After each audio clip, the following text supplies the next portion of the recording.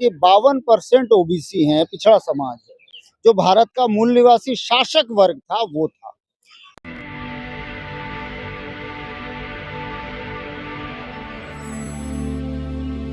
जय भीम। मैं मेवालाल और आप देख रहे हैं बहुजन समय। साथियों, आज जंतर मंतर पे आया था। यहाँ पर बाम से जात गणना के मुद्दे पर यहाँ पर प्रदर्शन किया था कि मोदी जी जात गणना कराएं वरना कुर्सी खाली करें, ऐसा लोगों को मांग था। तो इसी बीच में हमारे साथ सैयद हुसैन जी हैं। इनसे भी मुझे सवाल करूंगा कि आखिर ये यहाँ पे आए कि ये जात गणना जो कराने का मुद्दा था, इसको कैसे देखते हैं सर? देखिए 1931 में जब अंग्रेजों ने जाति आधारित जनगणना कराई थी तो उसमें पता चला था कि 52% ओबीसी हैं, पिछड़ा समाज है। जो भारत का मूल निवासी शासक वर्ग था वो था। उसके बाद पता नहीं क्यों ये मूल निवासी समाज 6743 जातियां जो बाद में पता चली कि वो हैं, उन सब में जो है ऐसा रहा कि उनको या तो ब्राह्मणों ने अपना पूरी तरह से गुलाम बना लिया, या फिर उनके दिमाग में ही क्या छा गया कि वो अपने आप को छतरी समझने लगे। थी ये मेहनत कश कम्युनिटी, लेकिन दिमाग से थोड़ी पैदल है। मैं बुरा ना माने कोई ओबीसी इस बात का कि ये दिमाग से जरा पैदल भी थे। इसकी लड़ाई हमेशा छत्रपति साहू जी महाराज के बाद बाबा साहब अम्बेडकर यानी महाराव ने, एससी समाज के लोगों ने ही लड़ी।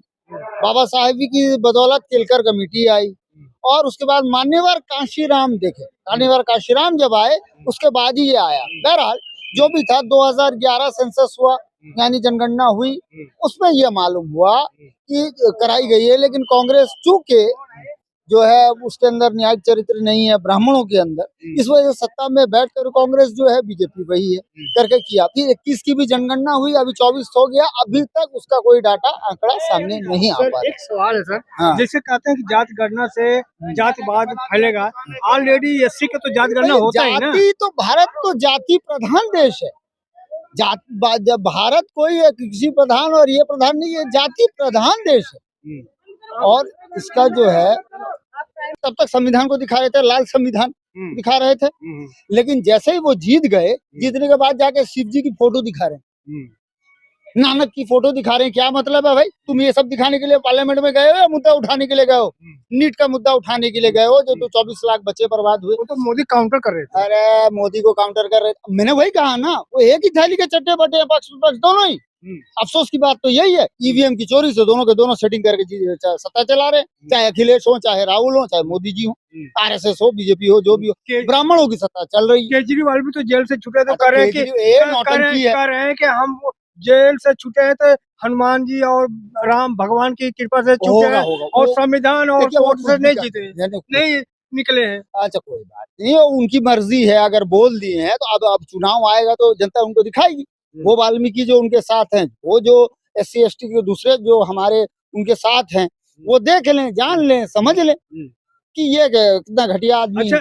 बनिया तो बनिया होता है। मैं अभी राहुल गांधी ने कल जो है एक आया है वीडियो, तो दलित के यहाँ जाके सब्जी बना रहे हैं। पहले तो वहाँ खाना खाते थे, अब वहाँ सब्जी बना के खाना खा रहे हैं। कैसे देखते हैं आप? देखिए, कहीं पे जाके खाना खाना या किसी घर में जाके खाना बनाना, ये एक बहुत ही व्यक्तिगत मामला है।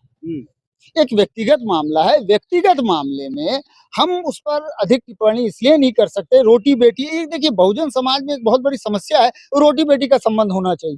भाई बेटी का जहां तक सवाल है, उसकी इच्छा होगी शादी करेगी, इच्छा होगी नहीं करेगी, या चाहे लड़के का इच्छा होगा करेगा नहीं करेगा।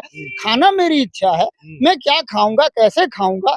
अकेला खाना मुझे पसंद है, इसका मतलब ये थोड़ी कि मैं दूसरे से घृणा करता हूँ। आप क्या बात कर रहे हैं?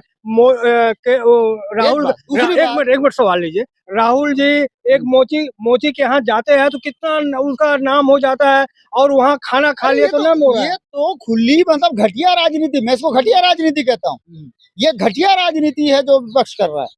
मोदी जी तो खुलेआम राजनीति करते हैं, लेकिन ये घटिया राजनीति इन्होंने की है कि खाना खाना, वो ये कर देना, बोल देना मैं बहुजन हूँ, फलाना ढिकाना। इसके लिए जनता ने आपको नहीं भेजा, या संविधान में ये नहीं लिखा। ये कार्य नहीं होता है किसी सांसद का, विधायक का, या किसी भी संवैधानिक पद पर बैठे व्यक्ति का। सर- उसका काम होता है जनता के जो जलवंत मुद्दे हैं उसको उठाना, न्याय दिलाना, जी। जाति जनगणना करवाना, अच्छा शिक्षा पर, स्वास्थ्य पर बात करना। जी, लास्ट सवाल आपसे है कि अभी एक महंत जो है यति नरसिंह नरसिंहानंद जी ने जो बयान दिया है कि कुरान के ऊपर या अल्लाह के ऊपर, उसको आप कैसे देखते हैं? देखिए, मैं इस पे बारे में कह दूं, जब से 2014 के बाद से मोदी जी की सरकार आई है, तब से हम देख रहे हैं कि हमारे नबी सल्लल्लाहु अलैहि वसल्लम की शान में बहुत गुस्ताखी हो रही है। चाहे वो नुपुर शर्मा हो, चाहे वो रामगिरी हो, चाहे आरएसएस वाला हो, चाहे वो जितेंद्र नारायण त्यागी या उर्फ